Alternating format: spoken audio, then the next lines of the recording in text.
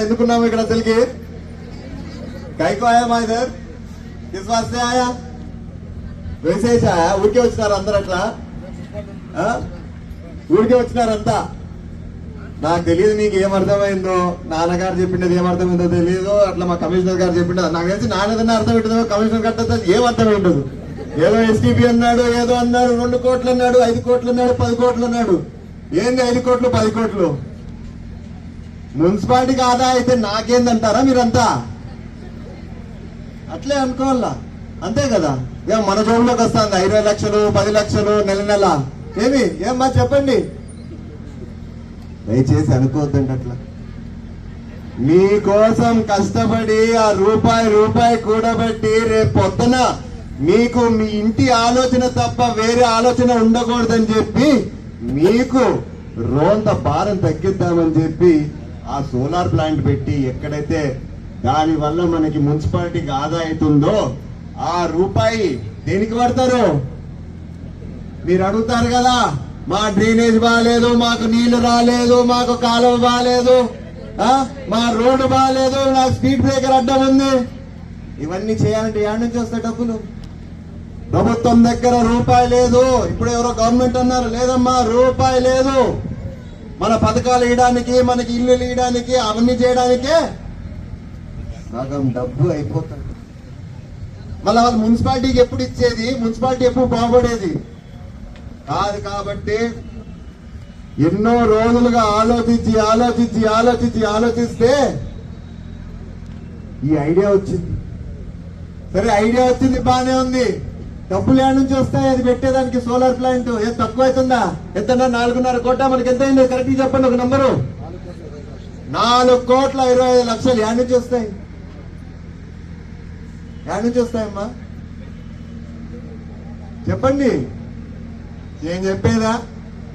ఎక్కడి నుంచి వస్తుంది ఆదాయమో మున్సిపాలిటీకి మీరు కట్టే పన్ను పైన ఇంటి పన్ను నీళ్ల పన్ను మీరందరూ మానుకున్నారు ఇంకో కట్టేది మున్సిపాలిటీ ఏమవుతుంది మున్సిపాలిటీ తొట్టి అవుతుంది అంతే కదా ఏడు నుంచి వస్తాయి ఫండ్స్ మీరందరూ సుఖంగా ఉండాలా మీ రోజంతా మీరు వేరే దానిపైన ఆలోచించకుండా కేవలం మీ పిల్లలు మీ భర్త మీ ఇంట్లో బాగున్నారా లేదా మీకు తిండికి సరిపోతుందా లేదా పనికి పోవాలా లేదా దీనిపైన ఆలోచిస్తారు మేము చేసే పని మేము చేస్తాము మీకొద్దు ఈ కష్టం అని చెప్పి ఆలోచించి నెల ఏదైతే 20 లక్షలు కరెంటు నుంచి మనకి ఆదా అవుతుందో ఏ విధంగా అయితే మనం నీళ్లు అమ్మి ఏ నీళ్లు మురుగు నీళ్లు అమ్మి స్టీల్ ప్లాంట్ కో అల్ట్రాటెక్ కో దాని నుంచి వచ్చే 10 లక్షలు ఏదైతే ఉంటుందో 10 ఒక 20-30 లక్షలు నెల మనం దేనికి వాడుకోబోతున్నాం మన వీధి లైట్లు వెలిగేదానికోసం మన రోడ్లు బాగుండేదానికోసం మన కాలువలు బాగుండేదానికోసం ఖచ్చితంగా 1 సంవత్సరం టైం ఇవ్వండి ఎప్పుడైతే మనకి ప్లాంట్లన్నీ పూర్తవుతాయో ఎప్పుడైతే మనకు రూపాయి కూడబెట్టి ఆదాయం చేస్తామో ఆ రోజు చూడండి ఏ విధంగా ఉంటుందో మన ప్రతి ఒక్క స్ట్రీట్ ఏ విధంగా ఉంటుందో చూడండి అదే విధంగా మీరు చూస్తున్నారు ఇక్కడ మొన్న చూసారు బాగా ఎంజాయ్ చేశారా లేదా పార్క్ లో వచ్చారా లేదా మీరంతా డాన్స్ చేసినారా లేదా నాతో కూడా వేయించినారా లేదా వాళ్ళ ఒట్టి ఆ పార్క్ ఒకటేనా మనకు కావాల్సిండేది అడుగున ఒక్కసారి ఊహించుకోండి ఎక్కడ చూసినా మనకి అటు సైడ్ ఇటు సైడ్ చిన్న పార్కులు కూర్చోడానికి స్థలాలు అదే విధంగా చిన్న అంగడ్లు ఎక్కడైతే మనం దోశ తినాలనుకుంటే దోశ ఉంటుంది బర్గర్ కావాలంటే బర్గర్ ఉంటుంది ఇవన్నీ మీరేం ఆలోచుకోవద్దండి అంతంత ఖర్చు పెట్టి మేము ఎప్పుడు రావాలని చెనిక్కాయలు కూడా ఉంటాయి నువ్వు సాయంత్రం హాయిగా అట్లా ప్రశాంతంగా ఉండాలంటే ఒక్కసారి ఈ రోడ్డుకు వచ్చావంటే ఏదైతే మనం dream city Tadipatri dream city అని పేరు పెట్టబోతున్నామో ఆ రోడ్డుకు వచ్చావంటే ఆహా ఇదేనా నా ప్రపంచం, ఇదే నా తాడిపత్రి. నాన్న ఇంకో మాట అన్నాడు,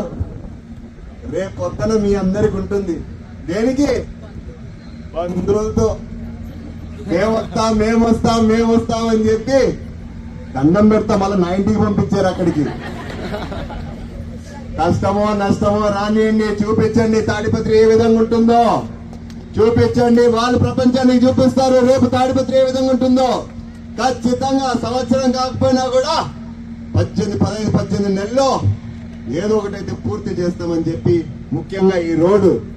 ముందుకెళ్తుందని చెప్పి మరొకసారి సభ ముందర అందరికి తెలియజేస్తూ సెలవు తీసుకుంటున్నా. ఎక్కువ టైం అవుతుంది. ఇప్పటికే నాకు చాలా మందికి ఆకలిస్తుంది. ఆకలి కన్నా నాకు తెలిసి ప్రిపేర్ చేయాలి ఇంటికి పోయి. నాకు తెలిసి చాలా మంది అన్నం పెట్టి వచ్చి నింటారు కుక్కర్ లో, అది మాడిపోయింటే మళ్ళీ నేను పంపించాల్సి వస్తుంది. రైట్ అమ్మా, థ్యాంక్ యూ సో మచ్. కలుద్దాం మళ్ళా ఇంకోసారి.